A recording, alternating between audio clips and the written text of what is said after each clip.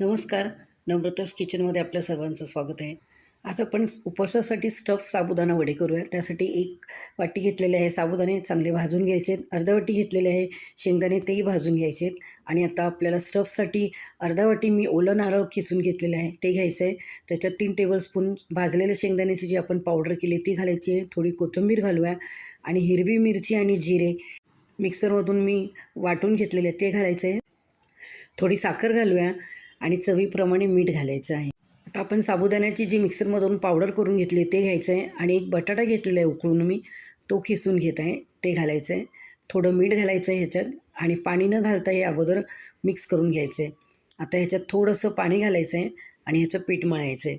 थोडं थोडं पाणी घाला, एकदम जास्त पाणी घालवा. मला अर्धा वाटी पाणी लागलं ह्याच्यात. पीठ मळून झालेलं आहे. ह्याच्यात आपल्याला असे चपटे वडे करायचे आहेत आणि आपण जे मिश्रण बनवलं आहे ते ह्याच्यावर पसरवायचं आहे. आणि अशी दुसरा वडा जो आपण करून घेतले आहे तो ह्याच्यावर असा प्रेस करायचा आहे. लगेच करायचं कारण ते लगेच सुकतं साबुदाणा. आणि तुम्हाला सुकल्यासारखं वाटलं तर थोडंसं पाणी लावा बाजूने आणि छान खूपच चवीला छान लागतात हे स्टफ वडे.